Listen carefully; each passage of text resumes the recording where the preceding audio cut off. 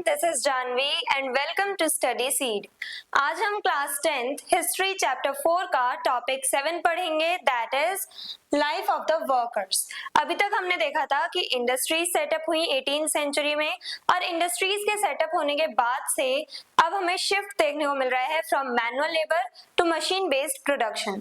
अब हम by hand production नहीं कर रहे हैं, हम अब मशीन्स के थ्रू प्रोडक्शन कर रहे हैं और हमारी सोसाइटी में भी काफी सारे चेंजेस आए हैं।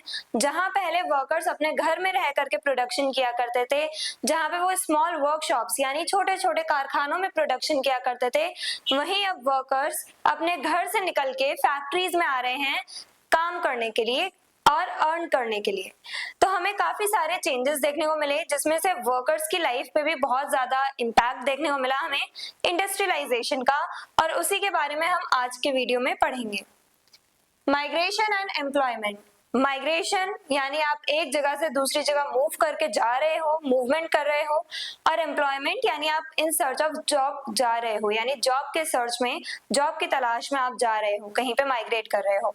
तो वर्कर्स माइग्रेट कर रहे थे इन सर्च ऑफ वर्क, वो रूरल एरिया से अर्बन एरियाज में जा रहे थे काम की तलाश में। During the Industrial Revolution, many rural people migrated to cities in search of work.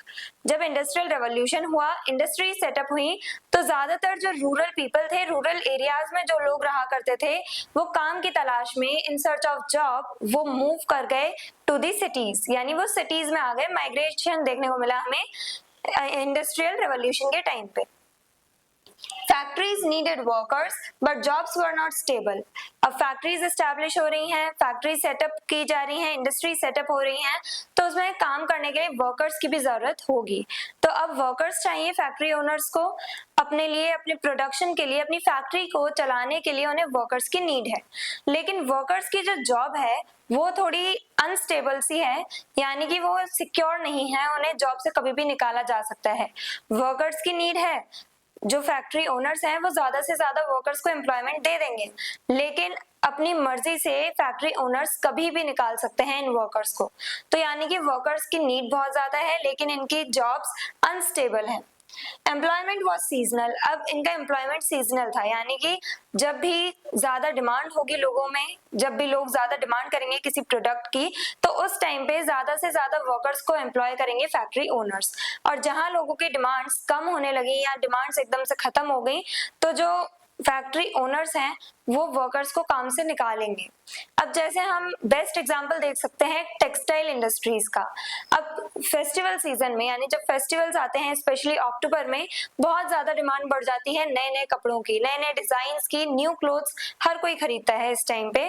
तो ये जो सीजन है, जो फेस्टिवल सीजन है, फेस्टिव सीजन है, उस टाइम पे ज्यादा से ज्यादा फैक्ट्री ओनर्स क्या करते हैं, बहुत ज्यादा वर्कर्स को हायर कर लेते हैं, क्योंकि अब इन्हें अपना प्रोडक्शन बढ़ाना है।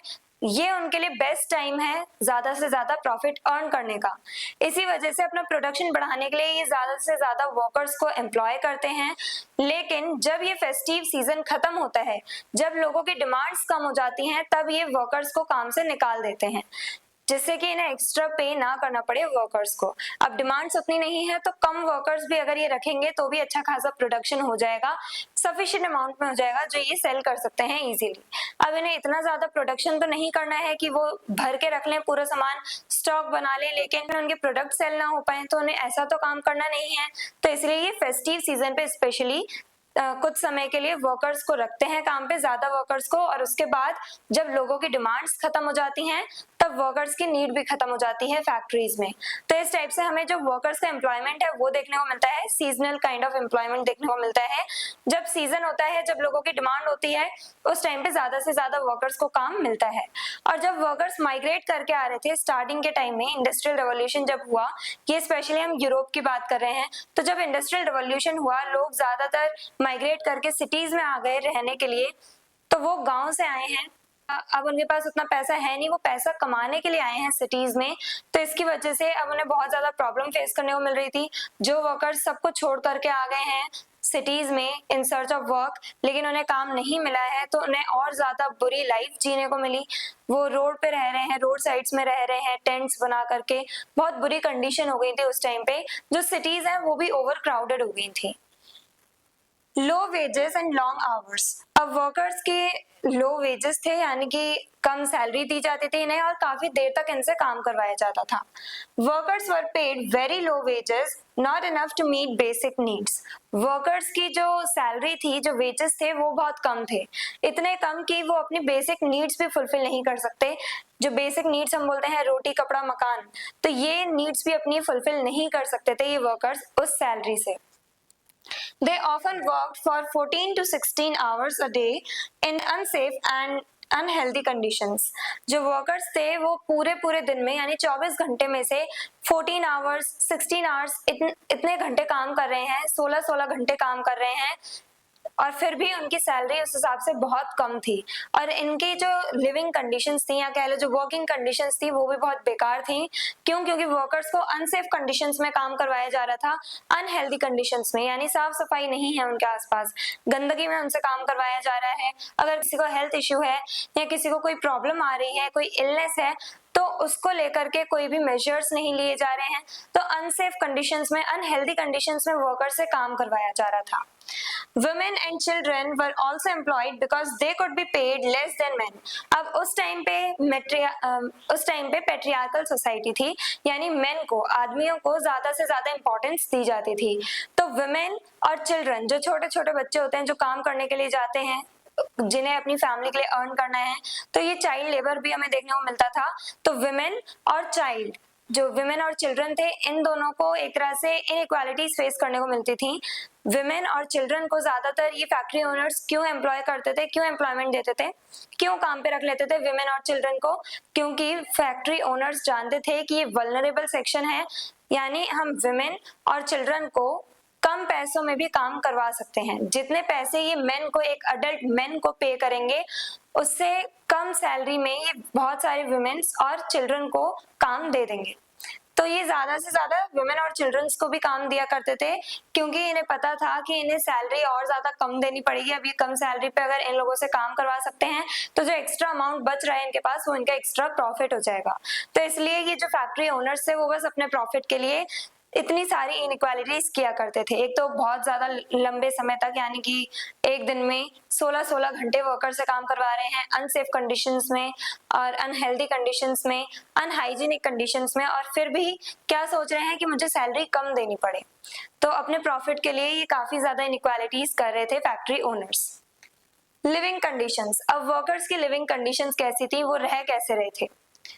Industrial cities became crowded and polluted. अब जब इंडस्ट्री सेटअप हुई, जिन सिटीज में इंडस्ट्रीज बहुत ज्यादा सेटअप हो चुकी थी, इंडस्ट्रियल डेवलपमेंट हो रहा था जिस सिटी में, वहां पे ज्यादा से ज्यादा लोग माइग्रेट करके आ रहे थे। अब जब रूरल से अर्बन माइग्रेशन देखने को मिल रहा है हमें, काफी सारे लोग in search of work in cities में आ रहे हैं, तो सिटीज ओवर क्राउडेड हो गई, यानी कि सिटीज में पॉपुलेशन बहुत बढ़ गई, बहुत ज्यादा लोग रह रहे हैं सिटीज में, और साथ ही साथ सिटीज पॉल्यूटेड हो गई। हमने देखा इंडस्ट्रीज के थ्रू क्या होता है, इंडस्ट्रीज पॉल्यूशन फैलाती हैं, तो पॉल्यूशन जैसी प्रॉब्लम्स यहाँ पे आनी स्टार्ट हो गई हमारी सोसाइटी में। Workers lived in slums. अब इतनी ओवर क्राउडेड एरियाज में जगह नहीं है रहने के लिए, ऊपर से जो वर्कर्स माइग्रेट करके आए हैं, उनके पास उतना पैसा नहीं है कि वो अच्छे खासे घर लेकर के खरीद के वहां पे रह सकें।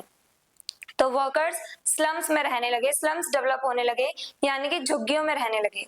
ऐसी सोसाइटीज डेवलप होने लगी जहाँ पे झुग्गी बनी होती हैं और सारे लोग रहा करते हैं, जो गरीब लोग हैं वो रहते हैं। तो ऐसे स्लम एरियाज में वर्कर्स रहने लगे, जहाँ पे उतनी साफ सफाई भी नहीं रखी जाती थी, अनहाइजीनिक कंडीशंस में ये रहने लगे। Diseases spread quickly due to unhygienic surroundings, और इन्हीं अनहाइजीनिक सराउंडिंग्स की वजह से, डर्टी इन्वायरमेंट में रहने की वजह से डिसीजेस बहुत ज्यादा फैली, गंदगी से बीमारियां और ज्यादा फैलने लगी, नई नई बीमारियां फैली। और अब क्योंकि वर्कर्स उन एरियाज में रह रहे हैं, स्लम एरियाज में, तो वर्कर्स पे ज्यादातर हमें इन डिसीजेस का असर देखने को मिला। Struggles and protest. अब वर्कर्स जो है उन्होंने कुछ स्ट्रगल्स किए, अपने राइट्स को लेकर के उन्होंने प्रोटेस्ट किए। वो कैसे? Machines created fear of unemployment. तो मशीन्स जो हैं उनकी वजह से, मशीन्स के आ जाने की वजह से जो वर्कर्स हैं उनके लिए अनएम्प्लॉयमेंट जैसे सिचुएशंस बढ़ गई थी। अब वर्कर्स को डर था कि मशीन्स आ गई हैं, मशीन्स ह्यूमन बींग्स को रिप्लेस कर रही हैं, तो कहीं ऐसा ना हो हमसे हमारी जॉब छिन जाए। तो इसकी वजह से वर्कर्स में एक डर आने लगा अपनी जॉब खोने का। Machines replaced manual labour, machines जो है उन्होंने मैनुअल लेबर को रिप्लेस कर दिया, यानी बाय हैंड जो हम प्रोडक्शन किया करते थे अब उसे टोटली रिप्लेस कर दिया है मशीन्स ने। अब हम मशीन्स के थ्रू प्रोडक्शन करते हैं। जो पहले स्किल्ड पर्सन हुआ करते थे, जिनके पास स्किल्स हुआ करती थी, वो अपने स्किल्स के बेसिस पे ही अर्न किया करते थे, उनकी सारी ट्रेडिशनल जॉब्स उनसे छिनती गई क्योंकि अब सारा काम मशीन्स कर रही हैं। तो इस वजह से जो वर्कर्स हैं वो ना खुश थे इन मशीन्स के आने की वजह से। Workers begin to form associations and trade unions, और इसी के चलते वर्कर्स जो है उन्होंने एसोसिएशंस यानी अपने ग्रुप्स बनाने शुरू किए, ट्रेड यूनियंस बनानी शुरू करी। ट्रेड यूनियंस यानी कि सारे जो वर्कर्स हैं उनका एक ग्रुप ट्रेड यूनियंस, और ये सब क्या डिमांड रखते हैं, वर्कर्स के राइट को लेकर के ये डिमांड्स रखते रहते हैं, प्रोटेस्ट करते रहते हैं। They protested for better wages, shorter working hours and safe conditions. अब ये जो वर्कर्स हैं इन्होंने किन सब चीजों को लेकर के प्रोटेस्ट किया, किसके लिए प्रोटेस्ट किया, ये चाहते थे कि हमें बेटर वेजेस मिले, यानी अच्छी खासी सैलरी मिले, इतनी तो सैलरी हमें मिले कम से कम कि हम अपनी बेसिक नीड्स फुलफिल कर सकें। तो अपने थोड़े बेटर वेजेस के लिए इन्होंने प्रोटेस्ट करने स्टार्ट किए। शॉर्टर वर्किंग आवर्स, यानी कि इनसे इतना ज्यादा काम ना करवाया जाए कि इनकी बॉडी पे नेगेटिव असर देखने को मिले, नेगेटिव इम्पैक्ट देखने को मिले।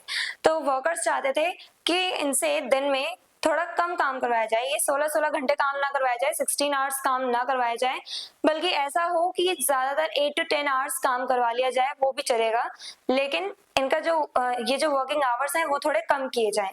साथ ही साथ सेफ कंडीशंस दी जाए इन्हें, यानी कि वर्किंग कंडीशंस इनके लिए अच्छी हों, सेफ कंडीशंस प्रोवाइड की जाए इन्हें इनकी वर्क प्लेस पे।